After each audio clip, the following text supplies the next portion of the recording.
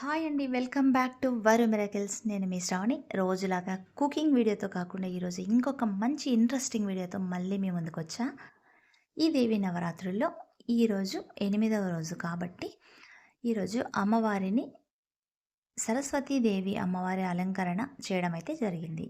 ఈ నవరాత్రుల్లో ప్రతిరోజు కూడా అమ్మవారికి వేర్వేరు రూపాలలో వేర్వేరు అలంకారాలు చేయడం అయితే జరుగుతుంది.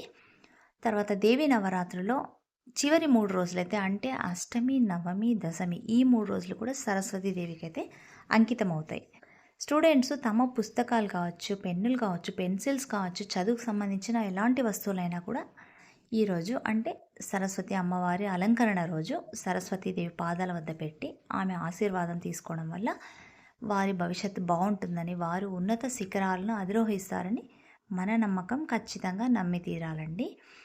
మీరు కూడా పిల్లల్ని ఈ 9 రోజుల్లో కనీసం 2 నిమిషాలైనా వారిని అమ్మవారి గురించి ధ్యానించేలా చేయండి.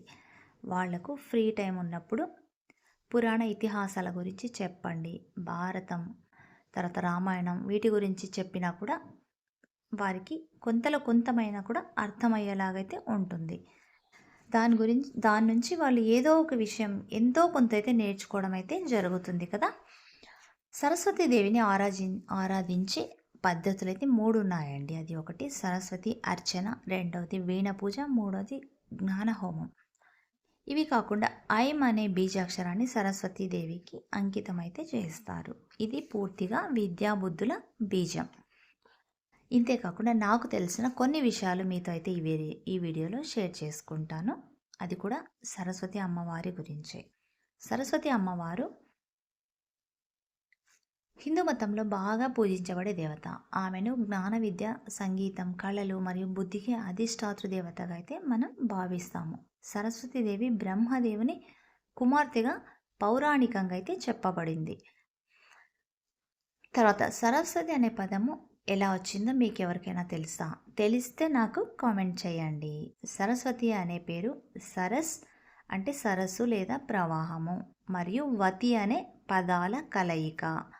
సరస్సు అంటే ప్రవాహం, వతి అంటే కలిగిన వారు అని అర్థం. అంటే జ్ఞాన ప్రవాహాన్ని కలిగిన వారు అని అర్థం. ఆమెనే సరస్వతీదేవి. సరస్వతీదేవిని మనం చాలా రకాలుగా పేరు పిలుచుకుంటాం కదా.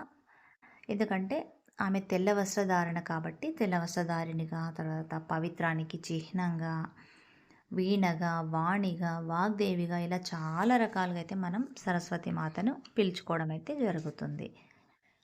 పుస్తకం మరియు జపమాల విద్య, ధ్యానానికైతే ప్రతీకలు. హంసపై కూర్చుంటారు. కోయిల లేదా నెమలి లేదా మయూరము ఆమె వాహనాలు.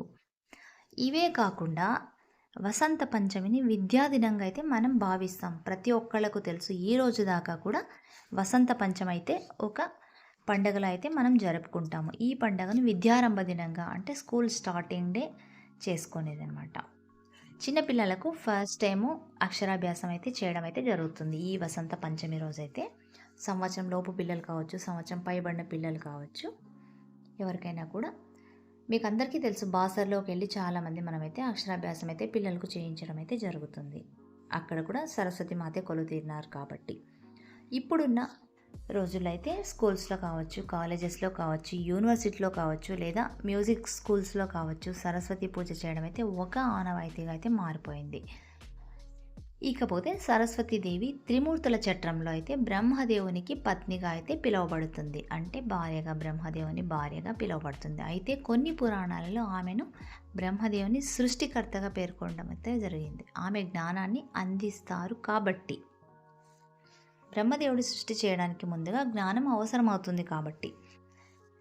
పద్మపురాణం ప్రకారం అయితే బ్రహ్మదేవుని సృష్టి కార్యానికి ముందు అజ్ఞానంలో ఉండేవాడు. ఆయన ధ్యానించగా సరస్వతీదేవి అవతరించి ఆయనకి జ్ఞానాన్ని ప్రసాదించి సృష్టి చేయగలిగే వరం అయితే ఇచ్చిందని ఇది కూడా మనము పురాణాల నుంచే నేర్చుకోవడం అయితే జరుగుతుంది. శివపురాణంలో ఇంకొక విధంగా అయితే తెలియజేయడం అవుతుంది. సరస్వతీదేవి అమ్మవారు శక్తి స్వరూపిణిగా జ్ఞానము మాత్రమే కాకుండా ధ్యానము, ధర్మము, శుద్ధత మరియు నిశ్చలతకు ప్రతీకగా అయితే చెప్పబడుతుంది. చూసారు కదా, నాకు తెలిసిన కొన్ని విషయాలు మీతో షేర్ చేసుకున్నా. ఇది ఇలా ఉంచితే వీడియోలో చూపిస్తున్నట్టుగా అమ్మవారికైతే రకరకాల అభిషేకాలు జరుగుతున్నాయి చూడండి. గంధంతో, తర్వాత నీళ్ళతో, కుంకుమతో, పసుపుతో, పాలతో, పెరుగుతో, తేనెతో, ఇలా అన్ని రకాలుగా పళ్ళ రసాలతో వీటన్నిటితోనూ మనము అమ్మవారిని అభిషేకించడం అయితే జరుగుతున్నది. తర్వాత పువ్వులతో, వట్టి వేర్లతో అమ్మవారిని అయితే మనం అభిషేకించడం అయితే జరుగుతున్నది. మీరు కూడా మీ పిల్లలకు చిన్నప్పటి నుండి భక్తి భావాలు ఉండేలా నేర్పించాలి. ఆ బాధ్యత అయితే పూర్తిగా మన తల్లిదండ్రులది. చూసారు కదా ఈ వీడియో. మీకేమనిపించిందో ఈ వీడియోని చూస్తే నాకు కామెంట్ చేయండి. ఇక పూజ చివరికైతే చేరుకోబోతుంది. చివరిగా పంతులు గారు సాంబ్రాణి ధూపం అయితే వేస్తున్నారు అమ్మవారికి. తర్వాత ఫైనల్గా హారతితో పూజ అయితే ముగించడం జరుగుతుంది. ఆ అమ్మవారి ఆశీస్సులు మీ పైన కూడా ఉండాలని మనస్ఫూర్తిగా కోరుకుంటూ ఈ పూజ వీడియోని ఇంతటితో ముగిస్తున్నాను. నెక్స్ట్ మళ్ళీ ఇంకొక మంచి వీడియోతో మళ్ళీ మీ ముందుంటా. Until then bye. Thanks for watching.